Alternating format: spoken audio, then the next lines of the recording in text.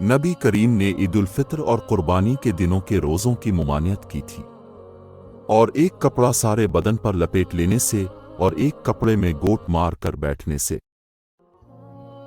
اور صبح اور عصر کے بعد نماز پڑھنے سے منع فرمایا۔ اپنے فرمایا حضرت نے 2 روزے اور 2 قسم کی خرید و فروخت سے منع فرمایا ہے، عید الفطر اور عید الاضحیٰ کے روزے سے،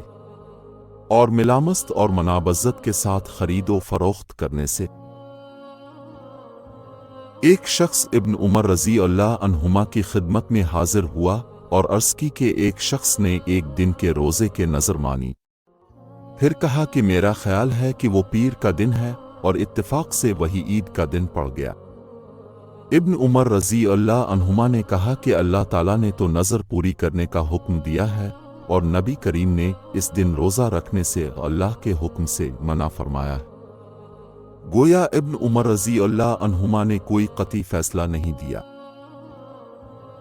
میں نے حضرت ابو سعید خدری رضی اللہ عنہ سے سنا، اب نبی کریم کے ساتھ 12 جہادوں میں شریک رہے تھے۔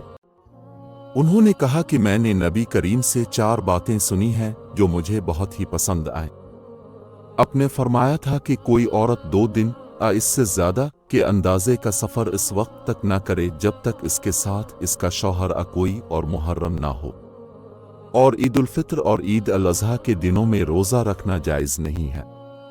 اور صبح کی نماز کے بعد سورج نکلنے تک اور عصر کی نماز کے بعد سورج ڈوبنے تک کوئی نماز جائز نہیں، اور چوتھی بات یہ کہ 3 مساجد کے سوا اور کسی جگہ کے لیے شد رحال سفر نہ کیا جائے، مسجد حرام، مسجد اقصیٰ اور میری یہ مسجد۔